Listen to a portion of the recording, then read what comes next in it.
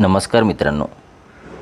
भाऊ तोरशेकर जयपूर येथे जयपूर डायलॉग कार्यक्रमानिमित्त 5 दिवसांपूर्वी गेले होते. यावेळी त्यांनी रामसेतू बांधण्याकरिता खारीचा वाटा किती महत्त्वाचा होता, महत्त्वाचं उदाहरण देत भाऊ तोरशेकर यांनी आपले मत मांडले. तर ऐकूया भाऊ तोरशेकर काय म्हणालेत.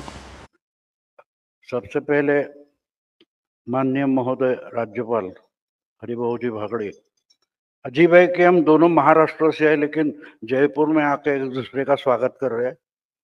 और सबसे पहले मैं संजय जी का आभार प्रदर्शन करूंगा, क्योंकि मैं तीसरी बार यहाँ आ रहा हूँ 3 साल में।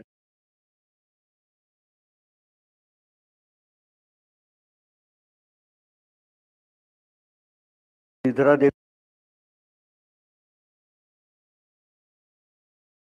संजय दीक्षित है या मनमोहन देसाई है, क्योंकि हम तीसरी साल में मिल रहा हूँ, बहुत सारे चेहरे मिल जाते हैं तो लगता है कि मेले में खोए हुए भाई मिलते हैं।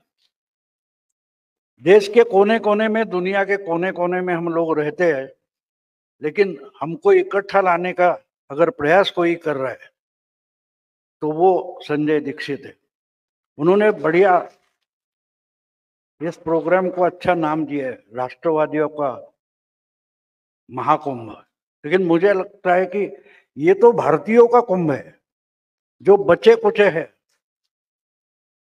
तो हम यहां से निकल जाते तो साल भर ये कोशिश करते कि बहुत सारे बिछड़े हुए उनको कैसे साथ लाने की कोशिश करें, क्योंकि शतकों से हमको अलग अलग करने की कोशिश होती रही है और आज भी वो जारी है।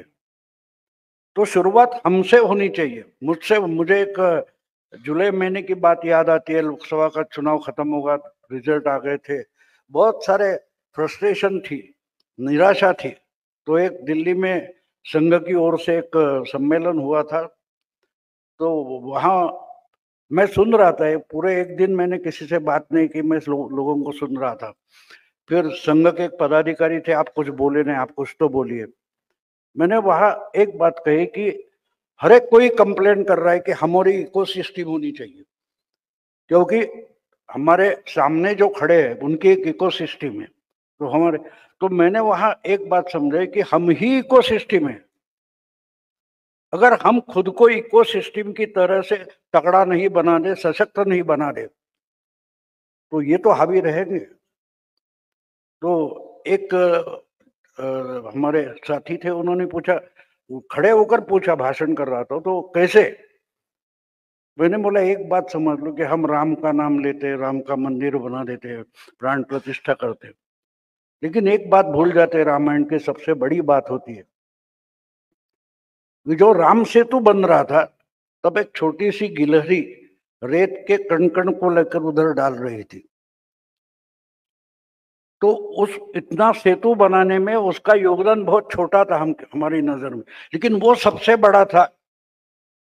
और कौन सा बड़ा योगदान था कि उस गिलहरी ने ना हनुमान को, ना राम लक्ष्मण को समझाने की कोशिश की कि सेतु कैसा बनाना है। उसने उसने अपना जो हिस्सा था वो उतना ही काम किया। अगर सोचो कि गिलहरी सेतु कैसे बनाना है ये भगवान राम को समझाना चाहती, तो ना सेतु बनता, ना रामायण हमारे पास पहुंचता। अगर गिलहरी समझ सकती है कि उसका कितना योगदान होना चाहिए, अपने जगह उसको क्या काम करना चाहिए, तो बहुत कुछ होता है। मुझे लगता है कि संजय दीक्षित